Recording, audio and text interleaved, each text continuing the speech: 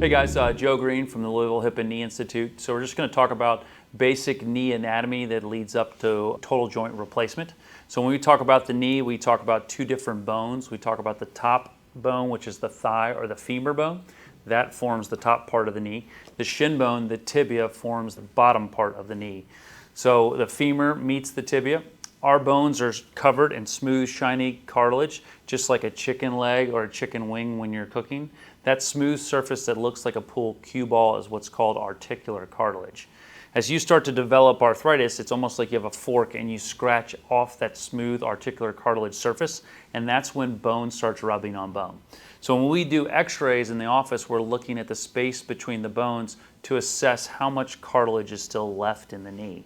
Typically, when people start to have bone rubbing on bone, you start to stimulate the nerves inside the bone. Those nerves are the same nerves that kind of go to your mouth, so like it feels like a toothache pain. So people start to have aching pain. It's sometimes when patients say, "Hey doc, it feels like there's a ice pick in my knee."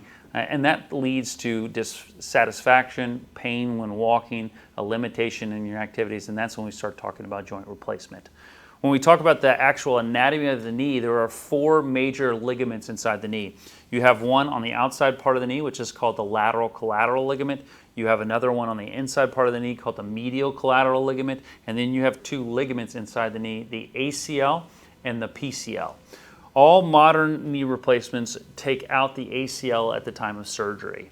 That's for a host of reasons, but mostly because you need to get to a good surface area to put the shin piece on.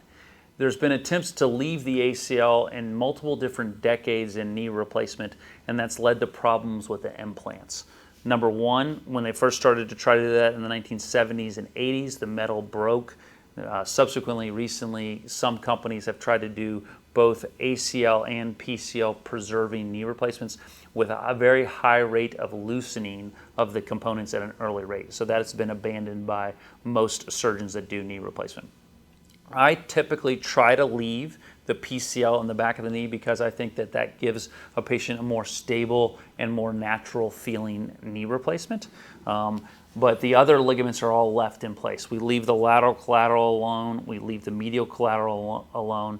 Really what we're doing is going in and removing the worn out cartilage and getting down to healthy bones. So we're taking little pieces off to restore the patient's natural anatomy, and that's what a knee replacement consists of.